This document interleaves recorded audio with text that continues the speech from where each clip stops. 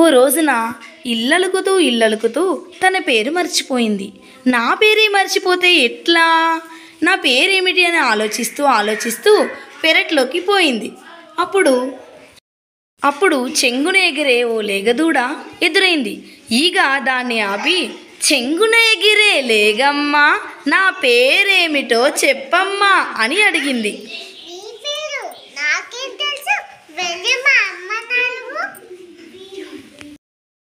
ఆవు ముందర వాలింది. ఆవుతో బతిమిలాడుతూ ఈ విధంగా అన్నది, ఎగిరే లేగమ్మా, లేగను కన్నా ఆవమ్మా, నా పేరేమిటో చెప్పమ్మా.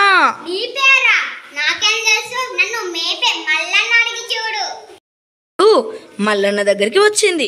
చెంగున ఎగిరే లేగమ్మా, లేగను కన్నా ఆవమ్మా, ఆవును మేపే మల్లన్న, నా పేరేమిటో చెప్పన్నా అని జాలిగా అడిగింది. మల్లన్న కొంచెం సేపు ఆలోచించి, నీ పేరా, నాకేం తెలుసు, నీరనిచ్చే చెట్టును అడిగి చూడు.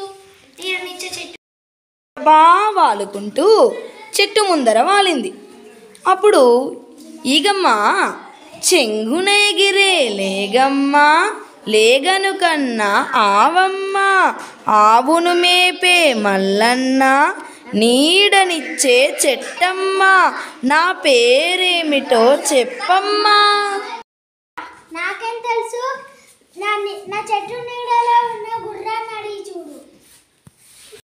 అక్కడే ఉన్న గుర్రాన్ని చూసి, చెంగున ఎగిరే లేగమ్మా, లేగను కన్నా ఆవమ్మ, ఆవును మేపే మల్లన్న, నీడనిచ్చే చెట్టమ్మ, చెట్టు కింద ఓ గుర్రమా, నా పేరేమిటో చెప్పమ్మా.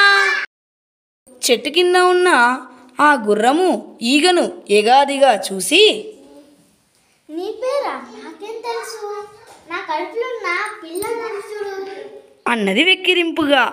ఈగ వెంటనే, చెంగున ఎగిరే లేగమ్మా, లేగను కన్నా ఆవమ్మ, ఆవును మేపే మల్లన్న, నీడనిచ్చే చెట్టమ్మ, చెట్టు కింద ఓ గుర్రమా, గుర్రం కడుపులో పిల్లమ్మ, నా పేరేమిటో చెప్పమ్మా అని నోరారా అడిగింది. అడగంగానే కడుపులోని గుర్రం పిల్ల, ఇహి నీ పేరా, ఈగ కదూ, ఇహి అంటూ నవ్వింది. ఈగ హమ్మయ్య అనుకుంటూ, పేరు ఇంకా యాది మరవను, ఈగంటే ఈగన, ఊరు వాడ ఏలన అంటూ గిర్రున తిరిగి ఇంట్లోకి తుర్రుమని పోయింది. ఎందుకో తెలుసా, సగంలో ఆపేసిన ఇల్లు అలకడానికి.